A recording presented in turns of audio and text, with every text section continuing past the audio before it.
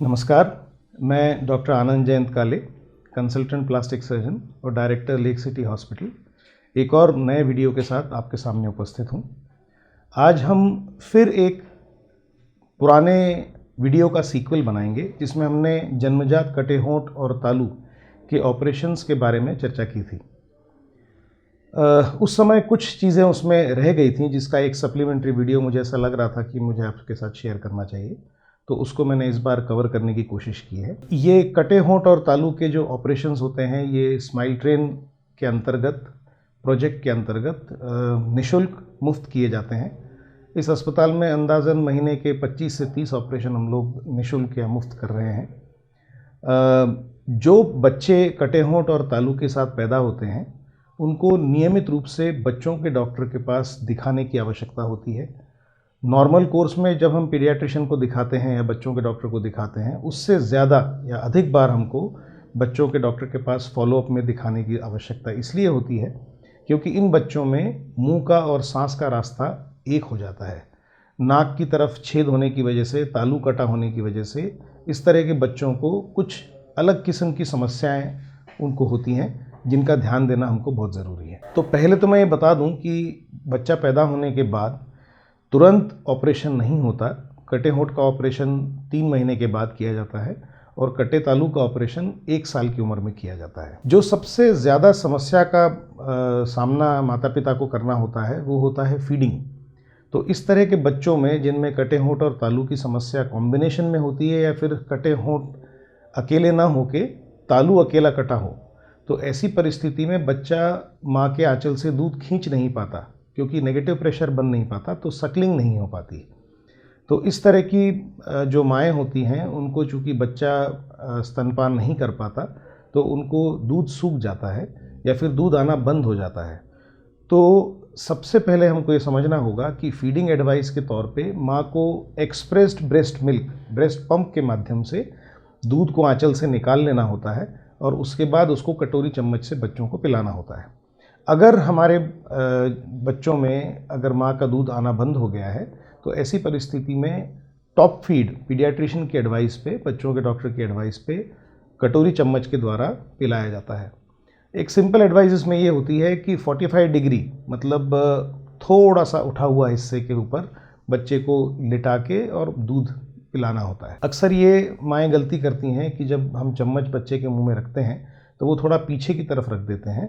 उससे बच्चे को कई बार ठसका आता है या बच्चा उस तरह से दूध लेने में सक्षम नहीं होता। तो बच्चे के गाल से सटा के हमको चम्मच से दूध को छोड़ना पड़ता है ताकि बच्चे के गाल से सट के दूध अंदर चला जाए और वो सांस नली में नहीं जाए। तो बच्चे को ठसका आने का डर नहीं होगा या फिर बच्चे को खांसी आने की या फिर वो श्वास नलिका में दूध के जाने का जो डर है वो नहीं होगा। इस तरह के बच्चे एरोफेजिया या बहुत सारा दूध के साथ हवा भी अंदर डाल लेते हैं। तो इस तरह के बच्चों को हमको वैसे भी बताया जाता है कि बच्चों को दूध पिलाने के बाद पीठ थपथपा के और उनको सुलाने की कोशिश करते हैं। तो पीठ थपथपाते समय इस चीज़ का विशेष ध्यान रखें कि इस तरह के बच्चों को डकार ज़्यादा आती है क्योंकि हवा ज़्यादा अंदर जाती है और इस तरह के बच्चे आधे घंटे के बाद फिर से भूखे हो जाते हैं। तो उनको बार बार हमको फीडिंग देनी पड़ती है। अब चूंकि जन्मजात कटे होंठ तालू के बच्चों को नेचुरल कोर्स में भी बार बार रेस्पिरेटरी इन्फेक्शन या सांस के इन्फेक्शंस होते हैं, तो घर वाले लोग ये कहते हैं कि बार बार दूध पिलाने की वजह से फेफड़ों में दूध जम गया, इसकी वजह से ये बार बार इस बच्चे को सर्दी खांसी होती है, इसको बार बार दूध ना पिलाएं।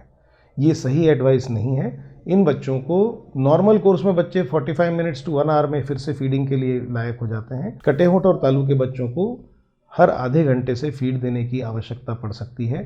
तो उसके लिए आप मन से तैयार रहें। बच्चे को थपकी दे के सुलाने की कोशिश करें।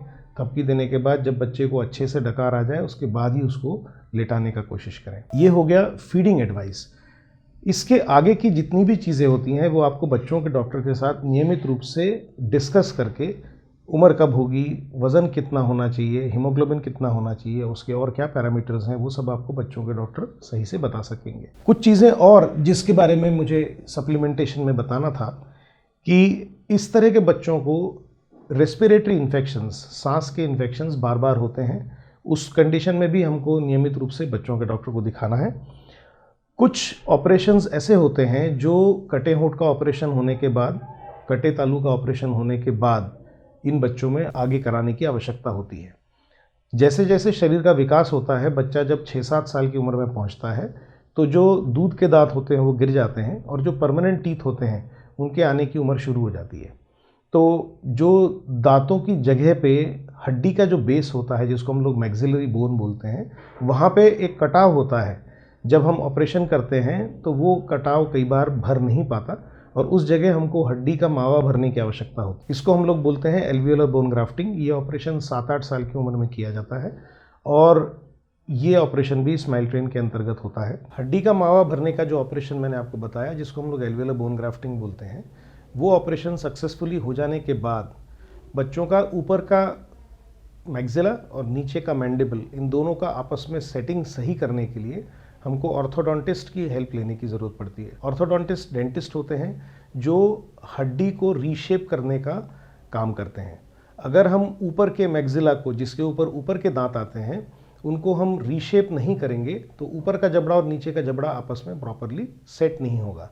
तो ये काम भी 7-8 साल से लेके 11-12 साल, जब तक कि राइनोप्लास्टी की एज नहीं आ जाती, तब तक ही हमको कराना होता है। अगर हमने इसको बाद में कराने की कोशिश की तो ये होना संभव नहीं होता है। इसलिए समय का विशेष ध्यान रखना बहुत ज़रूरी है। अगर हम इसको समराइज़ करें तो कटे होंठ का ऑपरेशन 3 महीने के बाद, कटे तालू का ऑपरेशन 1 साल के बाद, ऑर्थोडोंशिया, एल्वियोलर बोन ग्राफ्टिंग और स्पीच थेरेपी और आखिरी में राइनोप्लास्टी का ऑपरेशन, ये इस पूरे प्रॉब्लम को समराइज़ करता है। इसके अलावा कभी कभी ऐसा होता है कि तालू का ऑपरेशन होने के बाद स्पीच थेरेपी न कराने की स्थिति में वेलोफेरेंजियल इनकॉम्पिटेंस, मतलब तालू का पीछे का हिस्सा हमारे गले के पीछे के हिस्से से पूरी तरह से टच न होने के कारण बच्चा नाक से बोलता है, जिसको हम लोग बोलते हैं नेजल ट्रैंग इन स्पीच। तो उसको करेक्ट करने के लिए भी हमको एक ऑपरेशन होता है जिसको हमको कराने की आवश्यकता पड़ सकती है। उसको हम लोग बोलते हैं फेरिंगोप्लास्टी या फेरिंजियल फ्लैप सर्जरी। हालांकि इसका नंबर कम होता है क्योंकि अब लोग स्पीच थेरेपी नियमित रूप से कराने लगे हैं, लेकिन स्पीच थेरेपी अकेली ही बहुत कारगर होती है। फेरिंजियल फ्लैप या फेरिंगोप्लास्टी की आवश्यकता नहीं पड़नी चाहिए बच्चों में। इसके अलावा कभी कभी कुछ नाक की डिफॉर्मिटी इन बच्चों में रह जाती है। इसको हम लोग बोलते हैं क्लेफ्ट लिप नोज डिफॉर्मिटी। उस डिफॉर्मिटी का फाइनल करेक्टिव प्रोसीजर जो है वो 12 साल के बाद किया जाता है, क्योंकि चेहरे के बहुत सारे अवयव उस समय बन रहे होते हैं। तो एक सर्टन लेवल के आगे का ऑपरेशन हम लोग 12-13 साल 14 साल के बाद ही करते हैं। तो cleft lip nose corrective surgery या cleft lip nose rhinoplasty surgery ये 12-13 साल के बाद की जाती है। इसमें हमको नाक के अंदर की ही छोटी नरम हड्डियों का इस्तेमाल करके नाक को उठाने का ऑपरेशन करना होता है। और जो भी डिफॉर्मिटीज़ रह जाती हैं, जिसमें नाक के उस हिस्से का, क्लेफ्ट का जहाँ पे होता है, उसका जो धसा हुआ हिस्सा होता है उसको उठाते हैं। उस ऑपरेशन के साथ साथ कभी कभी सिलिकॉन इम्प्लांट की भी आवश्यकता पड़ सकती है। तो इसको ऑपरेशन को हम लोग बोलते हैं cleft lip nose rhinoplasty surgeries. तो ये हो गए एंसीलियरी प्रोसीजर्स जो हम लोगों को कटे होंठ और तालू के ऑपरेशंस में बाद में भी कराने की आवश्यकता होती है। स्पीच थेरेपी मैंने पहले वीडियो में बताया कि एक बहुत इंपॉर्टेंट टेक्निक है। अगर हम कटे होंठ और तालू का ऑपरेशन समय पे करा भी लें और हम स्पीच थेरेपी ना कराएं तो बच्चा नॉर्मल बोन पाने में सक्षम नहीं रहेगा। उसको नेज़ल ट्रैंग रहेगा, वो जो बोलेगा उसमें नाक की ध्वनि ज़्यादा निकलेगी और माता पिता को छोड़ के बाकी लोग उसके बातचीत को समझने में सक्षम नहीं रहेंगे और बाद में इसका इलाज करना बहुत मुश्किल हो जाता है। अगर हमने 5 साल 6 साल की उम्र से लेकर 10 साल 11 साल की उम्र के बीच में स्पीच थेरेपी नहीं ली, जब बच्चा स्कूल जाना शुरू करता है, जब वो समझने लगता है कि टीचर क्या कह रहा है, अगर उस समय हमने स्पीच थेरेपी नहीं ली तो बाद में बहुत देर हो जाती। तो ये रहा एंसीलियरी ऐसी चीज़ें जो मैंने उस समय डिस्कस नहीं की थी, उसके बारे में, कटे होंठ और तालू के बारे में जानकारी। फिर एक नए वीडियो के साथ मैं आगे उपस्थित होऊंगा। तब तक के लिए नमस्कार।